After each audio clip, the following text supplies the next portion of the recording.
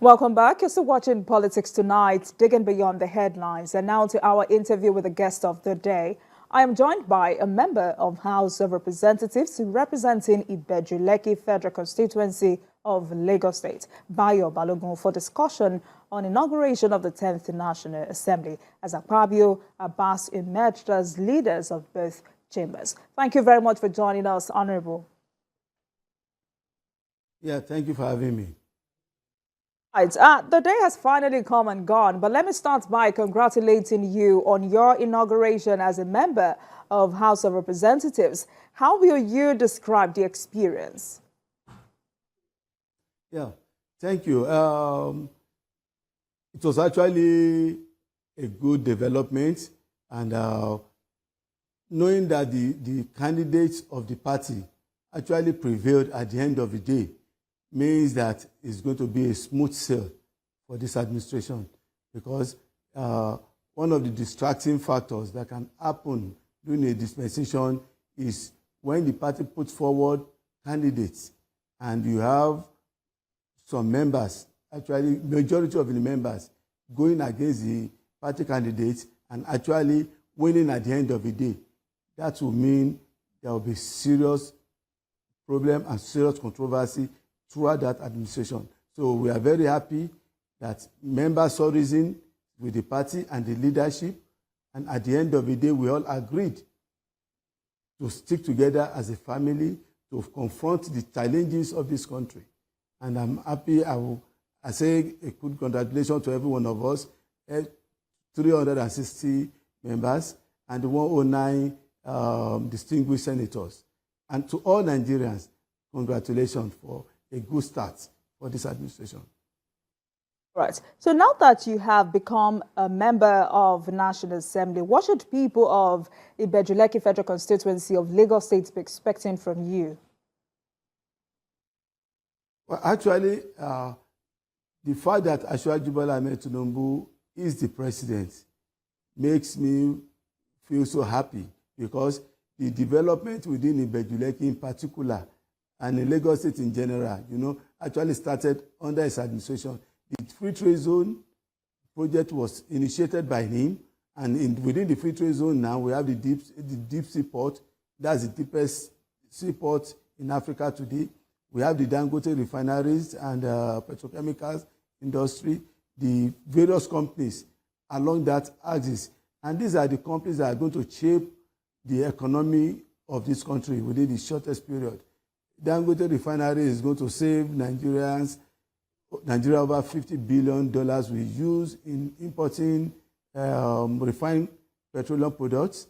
The deep sea port is going to triple the revenue that comes in from Apapa port, and the various companies within that area actually are going to boost the economy of this country.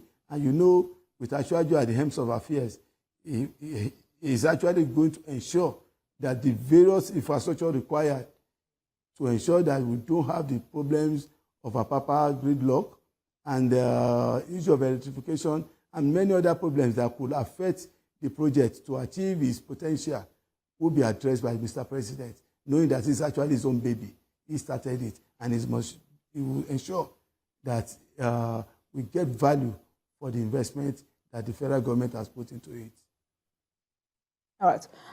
We now have new leaders for the 10th National Assembly. How will you describe their emergence? Yeah. Talking about the emergence, they're actually a product of the party. And let's talk about their personality. Let's talk about the one that even affects me directly, the Speaker, Honorable Abbas. If we look at this dispensation with Asiwaju, this is someone who understands the politics of the country, who understands the problems of the country, the infrastructural need of the country. And for some years now, as legislators, we've somehow put in our first responsibility, which is to be lawmaking. We have somehow put it behind and taking part in the major executive job, our constituency projects. We've been trying to augment the failure of the executive over time. And also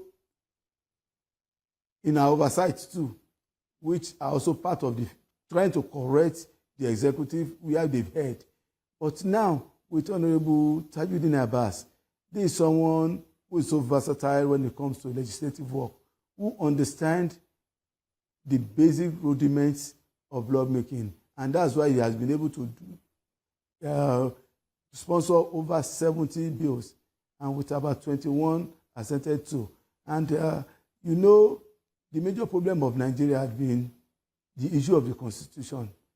And some people will be saying we need a new constitution. You cannot be talking about a new constitution under a democratically elected government. What we need to do is to continuously review all the bad areas. We continue to review and review.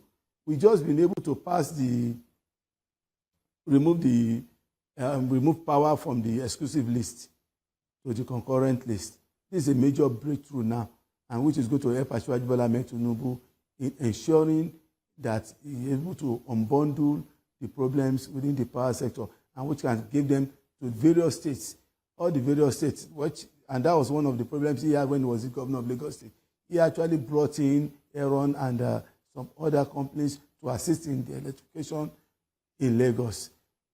But unfortunately, the law did not allow us, and the president then said no, because it was an exclusive right of the federal government. Anything that goes to the transmission line, which is actually under the federal, transmission was under the federal government.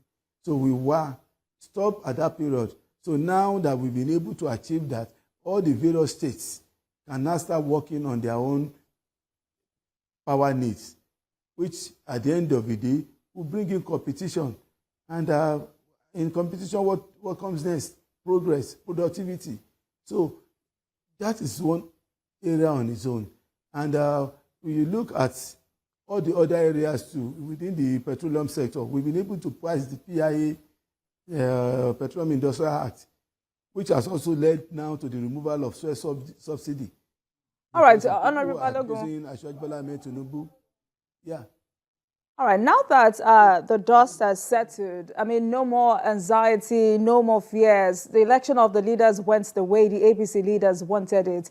What is the implication of this for the polity? You see, many people expect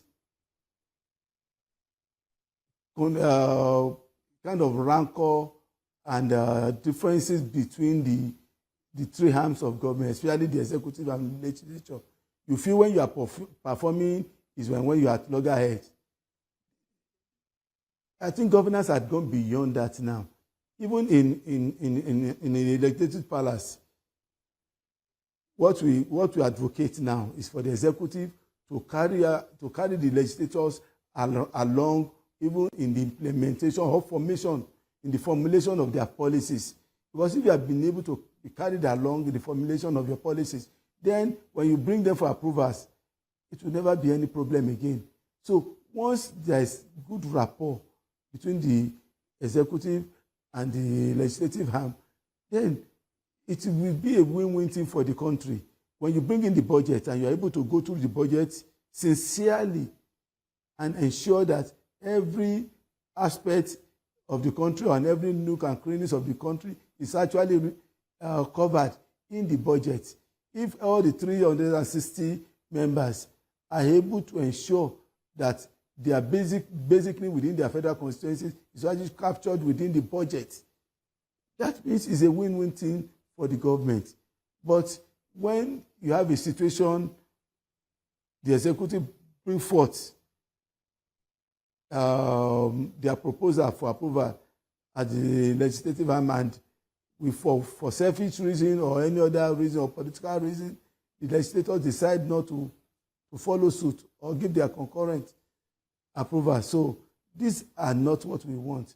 With Asiwaju Bola Ahmed Tinubu, he has been a senator. The vice president has also been a senator. So we believe we are going to be on the same page. It's going to be collaboration and cooperation. It's nothing else but that.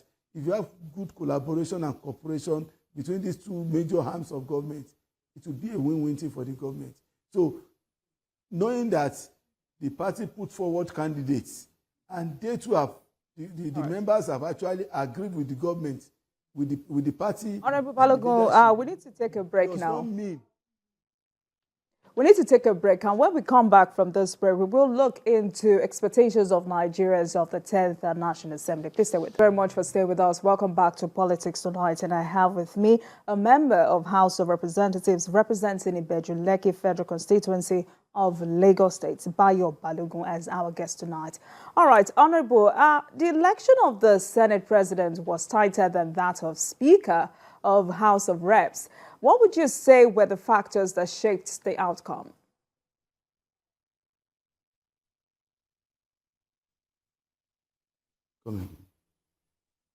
Did you get my question? All right. The outcome, the election of the Senate President was tighter than that of Speaker of House of Reps. What are the factors that shaped the outcome? Yeah, you see, there was a major belief that the heads of the three arms of government actually coming from one region of the country. Since the president is the head of the executive, the Senate president is the head of the legislature, and the Chief Justice is the head of the judiciary. The president is from the south, the Chief Justice is from the south, and the north believes the head of the legislature must come from the north. But we have some issues at hand already. The issue of the president and the vice president being Muslim. And we must ensure that we balance this with a Christian. Though we might say, yes, religion should not be an issue, but we know it's playing a major role. So we should try to consider that to the south, we are the southern part of the country where you know they are predominantly Christians. So that was the thinking of the leadership. And if we look at the last administration that we just finished, Mr. President is actually from the north. The Senate President, Lawan, is also from the north. And the former Chief Justice before the current one was also from the north. So sometimes this mix can come, but it doesn't mean they are actually intended to. But if we can avoid them, please, let's avoid it. So that was one of the reasons where the senators believe, because the Senate President is the head of the legislature. That's why the fact that we have actually, the party has considered the speakership Honorable Balogun to the north. But they believe that the headship, who is the Senate President, is what they want. And if that actually happens, that means the speakership must also go back to the south. But all right, Honorable Balogun, sadly we're out of time. We must ensure that we sadly we're out of time. I know it's close market at the senatorial, presidential, Senate President election. All right. Honorable Balogun, sadly we're out of time. I know this is quite brief, but I'm certain we will continue this conversation some other time. Thank you very much for being our guest on the program tonight. Thank you for coming.